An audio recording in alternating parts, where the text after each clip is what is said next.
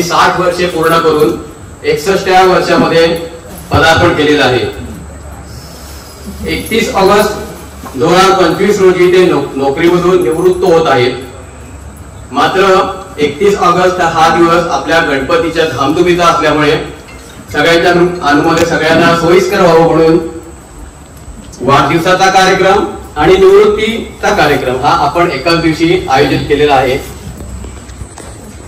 या सर्व कार्यक्रमामध्ये इथे उपस्थित असलेल्या सर्व पाहुण्यांचे, नातेवाईकांचे, मित्रांचे मी घरत कुटुंबियांच्या तर्फे हार्दिक स्वागत करतो।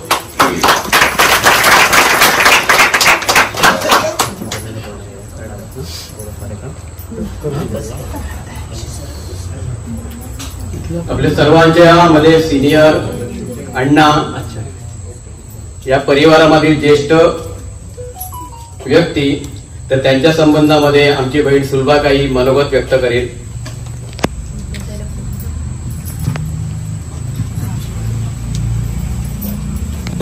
नमस्कार, सगळ्यांचं स्वागत।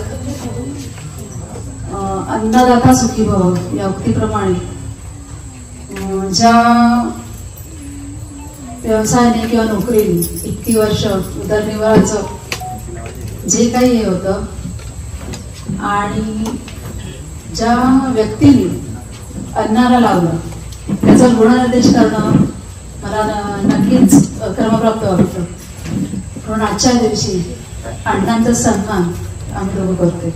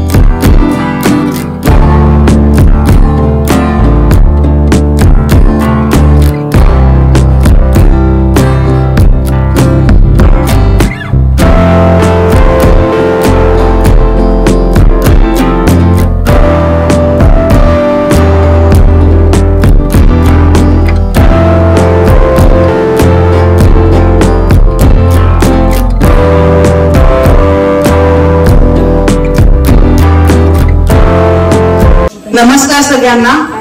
मला मामा बोलला की एकच आठवतं, सगळ्या इव्हेंट्सला मामा पोस्टर बनवून द्यायचा, मामा रांगोळ्या काढायचा खूप सुंदर, आणि हर एक इव्हेंटला तो सुरुवातीपासून शेवटपर्यंत असायचा। आणि आजही पिक्चर्स जेवढे पण मी बघते त्याचे जे पोस्टर्स माझ्या बाबतीतले स्विमिंग रिलेटेड असू दे एंड पर्यंत, म्हणजे आजही गेटवरचा स्विमिंगचा रोड आहे, मला नेहमी मामा त्या नजरेतून एक क्रिएटिव्ह पर्सन जो मी लहानपणापासून बघते आणि तो जे वाढत गेला, आज जॉब सांभाळून तो वेगवेगळे डेकोरेशन हे करतोय। आणि जे मी अलिबाग मध्ये जेव्हाही फुलांचं डेकोरेशन बघितलं, मला मंदिर जे आहे देवीचं मंदिर जेव्हा पण मामा डेकोरेट करायचा, मी ट्राय करायचे की मला ते बघायला जमेल किंवा फोटो म्हणून आईकडनं मागवून घ्यायची। एवढं क्रिएटिव्ह म्हणजे सगळं सांभाळून, जॉब सांभाळून त्यांनी जे काही केलं उभास, खरंच हॅट्स ऑफ टू यू। आणि 7व्या बर्थडे बद्दल हॅपी बर्थडे वन्स अगेन। मामा क्रिएटिव्ह तर आहेच, पण त्याचबरोबर सो क्रिएटिव्ह ती आज आपण इथे बघतोय, त्या निमित्ताने सगळे आलंय। सो सगळे आज इथे आलेत, हेच त्याचं प्रेम आणि ती त्यांची माणसं जी जोडली ती आज आपण सगळे आहोतच इकडे. थँक्यू आणि वन्स अगेन हाय. नरेंद्र भाऊ रांगोळी काढत होते. इकडे काय होतं की नरेंद्र भाऊ आपल्याला रांगोळी काढतात त्यामुळे त्याची सवय आहे की हा हे पण तिथे त्यांच्या गॅलरीमध्ये सगळे महिला मंडळ बाहेर गॅलरीमध्ये मोठ्या उत्सुकतेने बघत होते की हे कशी रांगोळी काढतात. कारण त्याचा जो रांगोळी काढताना हात फिरत असतो घर घर घर घर रांगोळी काढताना त्या सगळीकडे ते उत्सुकतेने बघत होते. म्हणजे कशी काय काढली जाते. अजून कोणाला बोलायचं आहे? ओके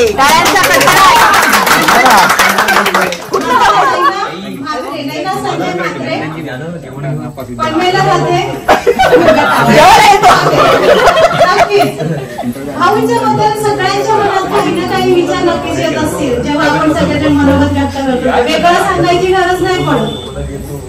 जिथे रांगोळी दिसली अलिबाग मध्ये की लगेच अरे नरेंद्र आर्ट्स ही आपल्याला सवय झाली, आम्हाला तरी सवय झाली. प्रत्येक कार्यक्रमात रांगोळी म्हणजे आयडेंटिटी झालेली आहे भाऊंची की रांगोळी. पण सगळ्यात अजून त्यांचा ते खूप चांगला गुण सांगायचा तर जिथे कमी तिथे भाऊ. म्हणजे काहीही काम कुठलंही काम असं नाहीये किचन पासून डेकोरेटिव्ह पर्यंत. म्हणजे किचन तिथे कमी असेल ना तिथे पण भाऊ हजर असतील. काय कमी आहे ठीक आहे आपण बघू ऍडजस्ट करूया. काय कमी आहे म्हणजे केव्हाही फोन करा कोणत्याही कामासाठी. कोणतंही काम स्पेसिफिक मग ते अगदी छोटं असो किंवा मोठं असो कुठल्याही कामाची कुठल्याही वेळेची आणि स्वतःच्या कामाची तमा न बाळगता त्या ठिकाणी वेळेच्या आधी दोघेही बद्दल तर खूप सारे बोलायचं पण त्यांची अर्धांगिनी सुलभाताई दोघेही एकाच वेळेला हजर असतात. दोन्ही म्हटलं की घरातली त्यांची सुद्धा साथ आहे. त्या साथीने दोघांनी आतापर्यंतचा सुखकर असा प्रवास केलेला आहे आणि त्या प्रवासामध्ये खूप काही अडचणी आल्या असतील, खूप अडथळे आले असतील. ते पार करत करत आज इथपर्यंतचा प्रवास त्यांनी केलेला आहे.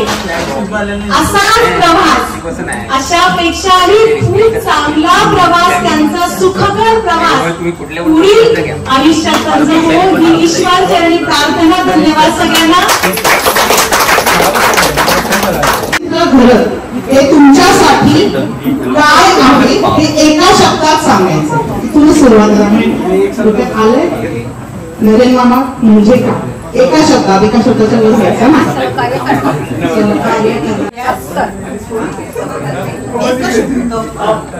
तिला सांगितलं तुझ्या मनात काय ते सांग. मी बोलले ते नको तुला.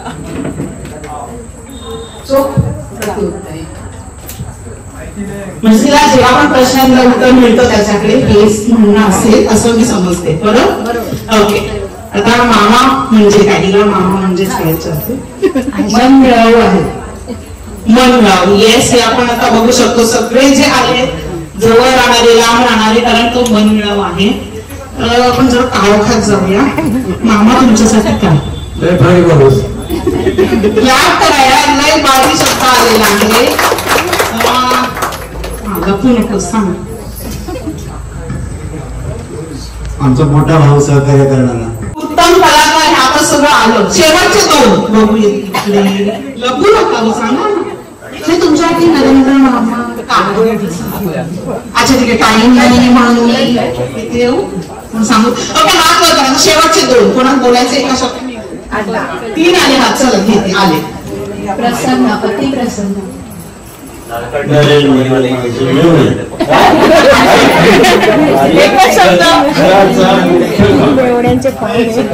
मुख्य खाम आणि शेवटचं चला. मला सगळे ओळखतात.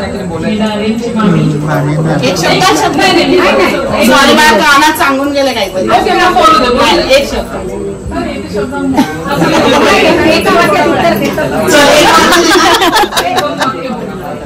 आता नरेंद्रबद्दल बोलायचं मला सगळे ओळखतात इथे. एक आता बाकी माझे मिस्टर आणि नयनानी जावेंनी माझं सांगितलेलं आहे सगळं त्यामुळे ते परत मी करत नाहीये. फक्त एक दोन शुभेच्छा देण्यासारखं एक दोन वाक्य बोलते. त्याच्याविषयी मला वाटलेलं तसंच की माणसं बोलतात सोन्यासारखं व्हावं, पण माझं मत आहे सोन्यासारखं होऊ नये, परिसासारखं व्हावं. हा नरेन तो परीस आहे, ज्या संगतीचा हा तो परीस, त्याने सोन्यासारखं माणसांना बनवावं हे आहे. आणि नंतर परिसासारखा तो आहे म्हणून सगळे जे काय उदाहरणं द्यायची ते परीस एकच माझा शब्द, तू बोलीस एक शब्दात बोल म्हणून मी एक परीस त्याला उदाहरण म्हणून परीस देते, त्यात सगळं आलं. ज्या कशात हात लावतोय त्याला दगडाला सोन्याचं रूप देतो हे आहे. वेगळं हवं होतं म्हणून मी हे केलं, नाही तर मला त्याच्याविषयी खूप बोलायचं होतं. तो आता माझ्या नंडेचे मिस्टर झालेत, पण माहेरचं माझं नातं आहे त्यांनी अजून 60 वर्ष त्याला झालेत, मला 55 झाले, त्याने ते जपलेलं आहे. ते आमच्या जावयापेक्षा जावई कम जादा भाऊ आहे तो आमचा. आमच्या तिघी जावांमध्ये जरी काय फंक्शन असेल, जरी कुटुंबात काय कार्य असेल, आम्ही तिघी त्याला जावई म्हणून नाही भाऊ म्हणूनच हे स्वागत करतो त्याचं. जावई म्हणून मान म्हणतील देतोच देतो. तर माझी एकच इच्छा आहे की त्याने देवाने, मी 1-2 शब्द अजून बोलते, 1-2 शब्द अजून नाही, आता माईक हातात दिला त्यामुळे मी मला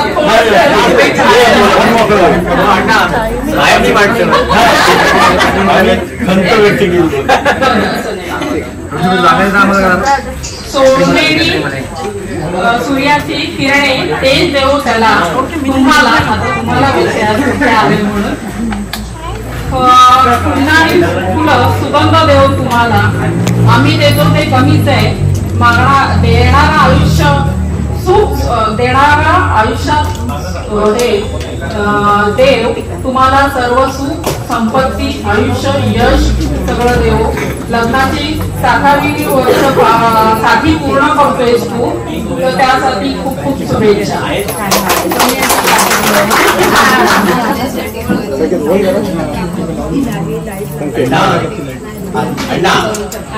आता दीपिकाने हे केला तो छोटासा एक कन्सेप्ट म्हणून तुम्ही एकच शब्द बोलण्यासाठी दिला.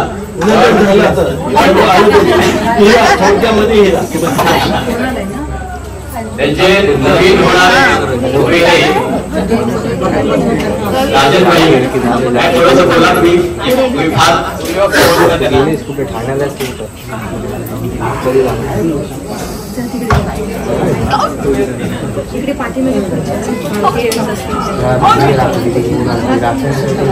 सगळ्यांना नमस्कार. आज निर्माण झालेला आहे.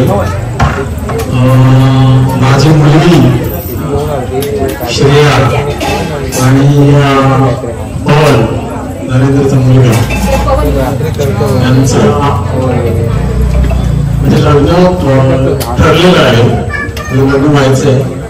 तर नरेंद्राबद्दल बोलायचं तर 1999 साली जेव्हा आम्ही कॉलनीमध्ये राहायला आलो पहिल्यांदा, तेव्हापासूनची साथ आहे. म्हणजे असं नाही तो जवळजवळ 10-12 वर्ष आम्ही कॉलनीत होतो. तेव्हापर्यंत कुठलीही गोष्ट असेल काही असेल तर कधीही सांगितलं तरी इलेक्ट्रिकलचं काम करतात. त्याच्यामुळे मला आपल्याला माहिती आहे, आपल्याला एक कंप्लेंट केली तरी नरेंद्र आणि दुसरं सुनील ही 2 माणसं त्या डिपार्टमेंटची कायम हजर असायची. त्याच्याबद्दल सांगायचं तर आता एवढं सगळ्यांनी सांगितलंय. हिरा कोणी म्हटले, कोणी परीस म्हटले, कोणी उत्तम कलाकार म्हटले, हे सगळे गुण त्याच्यात येतात. तो माणूस कसा असेल हे आपल्या सगळ्यांनाच सांगायची गरज नाही.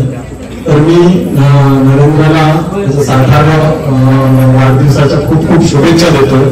आणि 31 ऑगस्टला तो रिटायर होतो.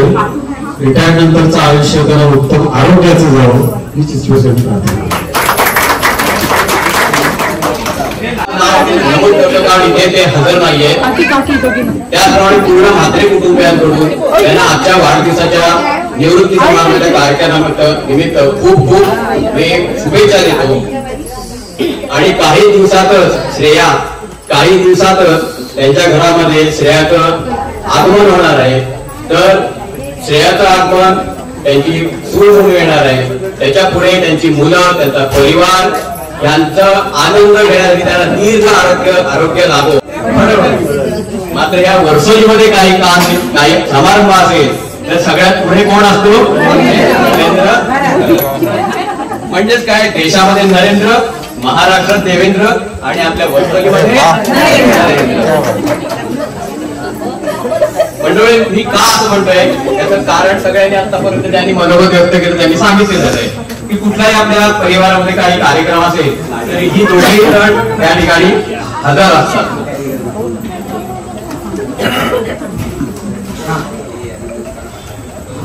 त्यांच्याकडे अनेक कलाविष्कारांचा समुच्चय त्यांच्याकडे आहे. रांगोळीवर आठवण एक सांगतो तुम्हाला की अलिबाग पासून रेवदंड्यापर्यंत अगदी रेवस पर्यंत कुठे काही कार्यक्रम असेल तर रांगोळी काढायला जाणार कोण? नरेंद्र. आता उदाहरण सांगतो की अलिबागचं काँग्रेस भवन, तिथे काही कार्यक्रम असेल तर रांगोळी काढणार कोण? नरेंद्र. जिल्हा परिषद अलिबाग आणि नाही ना जिल्हा परिषद मध्ये काही मोठमोठे कार्यक्रम होतात, पालकमंत्री येतात, झेंडावंदन असतं, त्यावेळी रांगोळी काढणार कोण? नरेंद्र भाऊ आणि आमची बहीण सुलभा. तर असा हा सगळ्यांचा वावर, ह्या सगळ्यांचा उपचांचा सगळे ठिकाणी असतो. पुण्यामध्ये आपण काही दुकानामध्ये पाठी बघतो ना, आमची कुठेही शाखा नाही, परंतु ह्या उभयतांची शाखा सगळीकडे, सगळ्या ठिकाणी आणि सगळ्या पक्षात कुठेही भेदभाव नाही. परंतु मंडळी, हे जे काही आपल्याला हे लाभतं आज तुम्ही म्हणताय तर ते सहजगत्या लाभत नाही. त्याच्यासाठी आपल्या आयुष्याची काही वर्ष आपला मेहनत त्याच्यासाठी कारणी घालायला लागते, त्यावेळेला आपल्याला समाजामध्ये हे मान मिळत असतो. माझा मुलगा आर्किटेक्ट शिकत होता. शेवटच्या वर्षाला तरी प्रेझेंटेशन साठी त्याला काही एक प्रोजेक्ट करायचा होता. 200 ते 300 एकर जमिनीच्या प्लॉट मध्ये त्याला त्याचं प्रेझेंटेशन दाखवायचं होतं आणि ते दाखवायचं होतं केवढ्या आकारामध्ये? हा जो समोर आपला टेबल ठेवला त्याच्या साधारण दुप्पट आकारामध्ये दाखवायचं होतं. 200 ते 300 एकरचा. तर त्या ठिकाणी काही आम्हाला झाडं लावायची होती, फुलं लावायची होती किंवा अजून काही सजावट करायचं होतं. तर आम्ही शेवटी गाठलं कोणाला? आणि त्यांनी, त्या मुलांनी आणि त्याने आम्ही एकत्र बसून तो कार्य देत त्याचं मॉडेल आम्ही त्याच्यावर तयार केलं आणि तो चांगल्या पद्धतीने पास झाला. 2023च्या मे महिन्यामध्ये 31 मेला मी रिटायर झालो आणि सहकार्यांसह मी घरी येत होतो. घराचा उंबरठा ओलांडून मी आतमध्ये पाऊल टाकणार घरामध्ये, तेवढ्यामध्ये डोक्यावरून माझ्या फुलांची वृष्टी झाली. मला कळलं नाही हे कसं काय, पण त्यांनी जी काय त्या ठिकाणी आयडिया जमवली होती, कुठलाही इलेक्ट्रॉनिक पद्धत न वापरता त्या ठिकाणी त्यांनी जे काही केलं होतं ते खरं त्यांच्या कलेला एक सलाम आहे माझा. काही वर्षापूर्वीचा एक प्रसंग सांगतो. नरेंद्र भाऊंची तब्येत बिघडली आणि त्यांना तातडीने कामोठे येथे हॉस्पिटलमध्ये ऍडमिट करावं लागलं.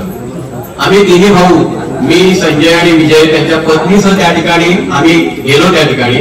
परंतु बघितलं तर आमच्या अगोदरच त्यांचे त्या ठिकाणी राहणारे भाते मंडळी आणि भाते जावई त्या ठिकाणी उपस्थित होते आणि एकमेकांच्या सल्लामसलतीने त्यावेळेला काय निर्णय घ्यावा, कारण ही परिस्थिती अशी होती की काय करावं काय सगळ्यांना सुचत नव्हतं ना. घरातला खंबा, असं कोणतरी म्हणाले की एक घरामधला खंबा आहे म्हणून. तर अशा वेळेला जेव्हा काही आजार होतो त्यावेळेला सगळं कुटुंब हवालदिल होतं आणि अशा वेळेला आपल्याला सामूहिक निर्णय घ्यावे लागतात आणि ही त्या ठिकाणी सगळी मंडळी हजर होती. आणि ह्याचं कारण म्हणजे काय असावं तर मी विचार करतो त्यावेळेला गेल्या त्यांच्या जे काय भाते मंडळीपासून त्यांच्या बहिणीची लग्न झाल्यानंतर त्यांनी त्यांच्या कुटुंबासाठी, परिवारासाठी जी काय मेहनत घेतली त्या मेहनतीमुळे हे सगळी मंडळी त्या ठिकाणी हजर होती. थोडा काय थोडक्यात आठवतो. निवृत्तीनंतर काय, पहिला म्हणजे सकाळी 6चा गजर लावून उठण्याची जी आपली पद्धत काय म्हणतात आपला परिपाठ होता रोजचा तो बंद होणार आहे आणि आपलं नवीन आयुष्य त्यांना ते चालू करणार आहे. परंतु निवृत्तीनंतर जे एकाकीपण येतं ते मला वाटतं त्यांना कधीच येणार नाही, कारण त्यांच्या अंगामध्ये एवढ्या कला आहेत आणि समाजामध्ये विविध ठिकाणी राहून त्या कलाविष्कार करण्याची त्यांना आवड आहे. त्यामुळे त्यांचं पुढचं आयुष्य खूप समाधानामय जाईल.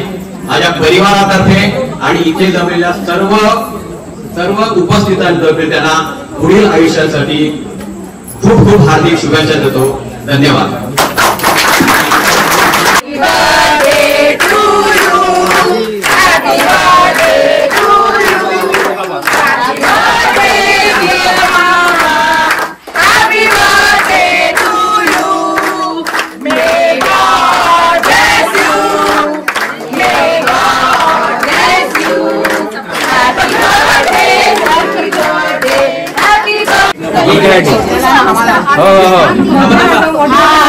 ए तुम्ही पण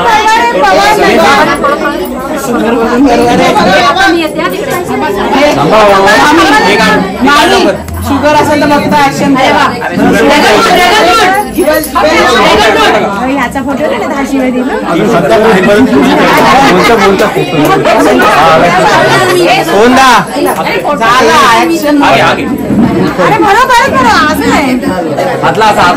आतमध्ये तिने एंट्री मारली मागणार तुम्हाला घाबर भेटलं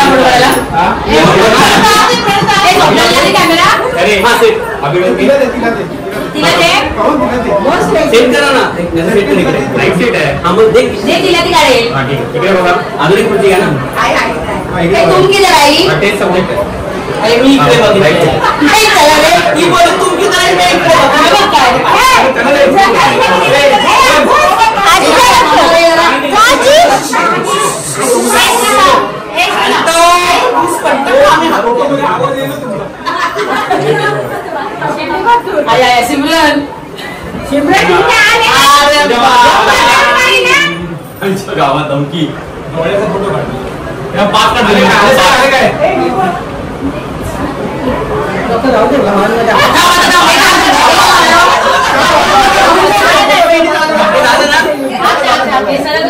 आणि भावांच्या लोक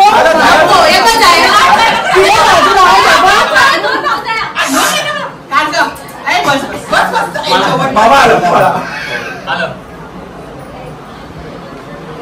ते सगळे तिकडचे अर्धे कापले